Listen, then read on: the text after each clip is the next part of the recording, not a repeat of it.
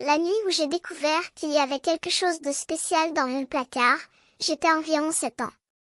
Ma chambre était située au-dessus du grenier, avec une grande porte de placard qui était attachée au plafond. Le placard était rempli de jouets et de bricoles de mon enfance, et j'avais toujours eu peur d'être séparée de ma famille.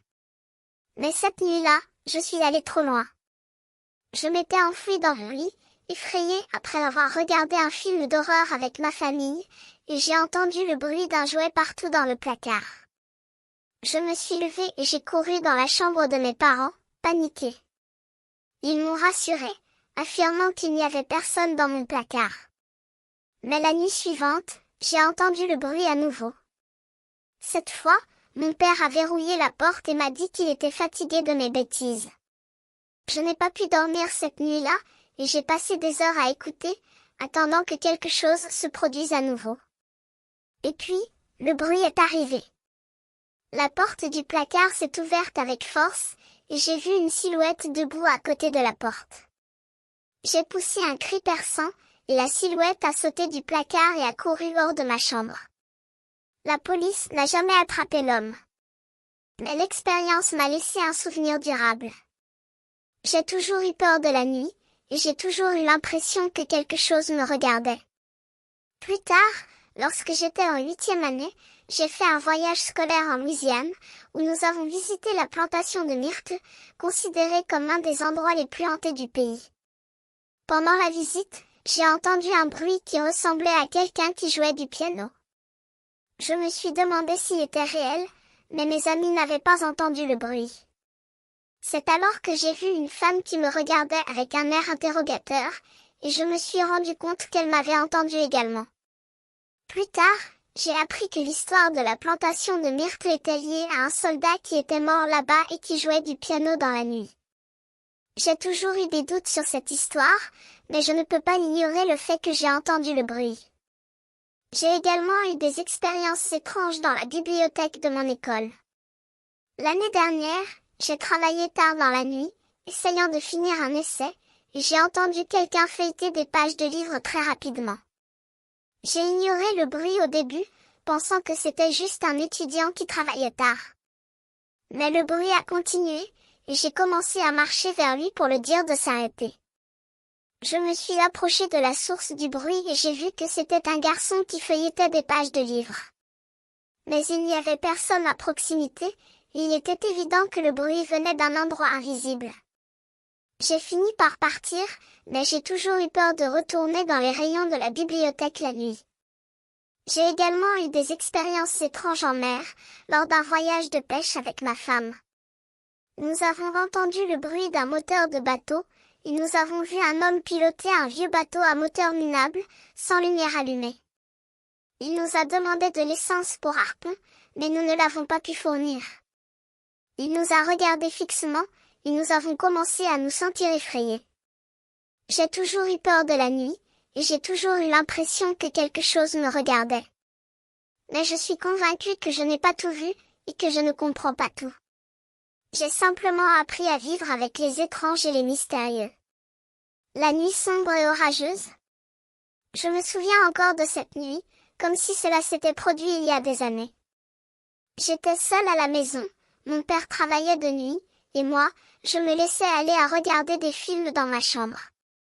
La pluie battante contre les vitres, le tonnerre qui grondait, les éclairs qui zébraient le ciel, cela créait une atmosphère de mystère et de tension. Je me sentais comme si je n'étais plus seule dans la pièce. Je m'amusais à regarder les films, les yeux fixés sur l'écran, lorsque j'ai entendu un bruit étrange.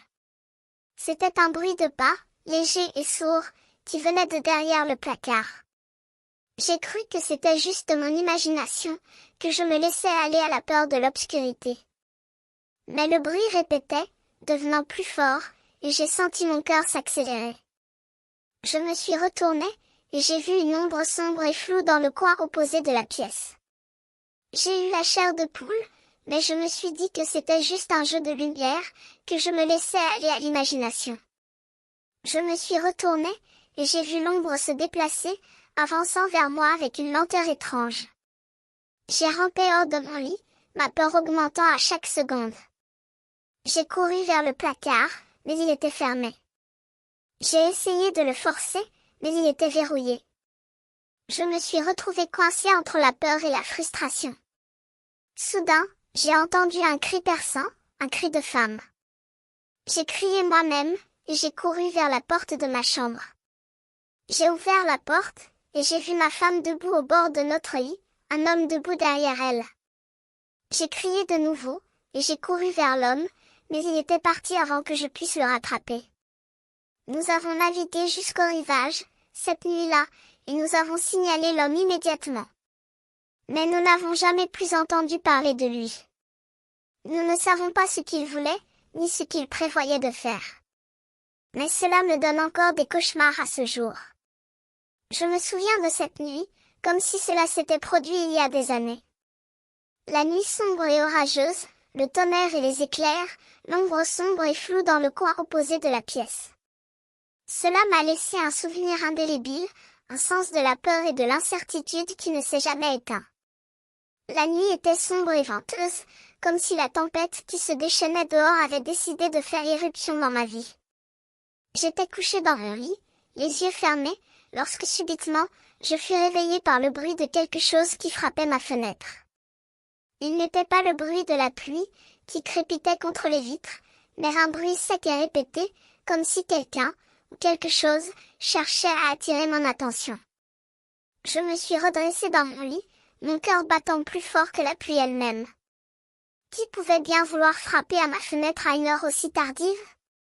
Je n'avais pas pensé à mon père, il aurait appelé si quelque chose ne se passait pas.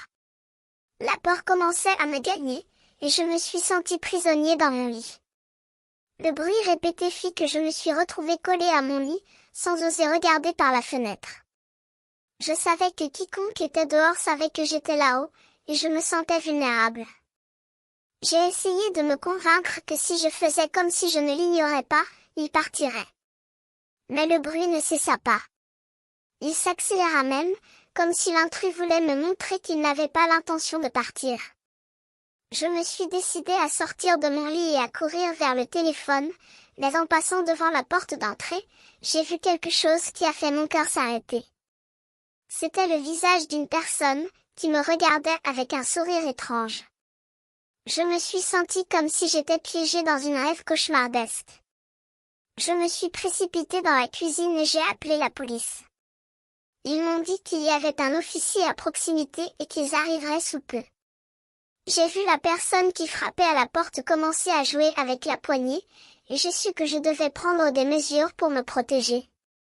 J'ai attrapé un couteau et j'ai crié que la police arrivait, avant de remonter en courant dans ma chambre. Après environ une minute, le bruit cessa, et je n'osais plus regarder par la fenêtre. Je me souviens avoir entendu le bruit du camion partir quelques minutes plus tard, suivi par le son de la sirène de police à l'extérieur. Puis, la sonnette a sonné, et j'ai tout expliqué à l'officier qui était venu. Je lui ai décrit le visage de la personne au mieux de ma capacité, mais je me suis rendu compte que j'avais manqué une opportunité cruciale. Si j'avais regardé par la fenêtre, peut-être aurais-je pu donner plus d'informations à la police pour les aider à attraper ces individus. Mais je regrette de ne pas avoir fait ce geste. J'ignore si leur intention était de cambrioler ma maison ou de quelque chose de pire. La nuit a été longue et stressante, et je suis heureux que la police soit arrivée à temps pour me protéger.